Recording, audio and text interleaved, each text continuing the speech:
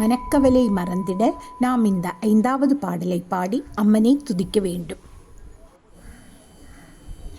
பொருந்திய முப்புரை செப்புரை செய்யும் புணர்முலையால் வருந்திய வஞ்சி மருங்குல் மனோன்மணிவார் சடையோன் அருந்திய நஞ்சமுதாக்கிய அம்பிகை அம்புயமேல் திருந்திய சுந்தரி அந்தரி பாதமென் சென்னியதே.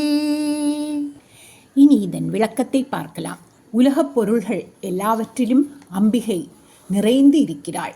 மலரில் மணமாகவும், நீரில் குளிர்ச்சியாகவும், நெருப்பில் சூடாகவும் இருக்கிறாள். உடலிலும் உயிராக இருக்கிறாள்.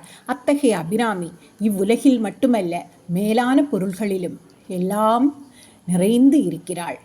முப்புறங்கள் பிரம்மலோகம், விஷ்ணுலோகம், சிவலோகம், இந்த முப்புறங்களிலும் உறைந்து பிரம்மலோகத்தில் சரஸ்வதியாகவும், விஷ்ணுலோகத்தில் மகாலட்சுமியாகவும், சிவலோகத்தில் துர்க்கையாகவும் இருந்து சிருஷ்டி, காத்தல், அழித்தல் என்ற தொழில்களை செய்கிறாள். ஞானப்பால் நிறைந்த செப்பு கலசம் போன்ற கனத்த ஸ்தனங்களால் வருந்துகின்ற இடையை உடையவள் அன்னை அபிராமி. சிவபெருமான் உண்ட நஞ்சினை அமிர்தமாக மாற்றி காத்தவள். தாமரை மலரில் வாசம் செய்யும் மகாலட்சுமி போன்றவள்.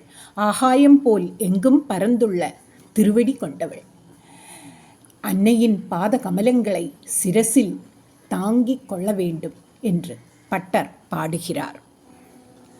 அபிராமி அம்மன் திருவடிகளே சரணம்.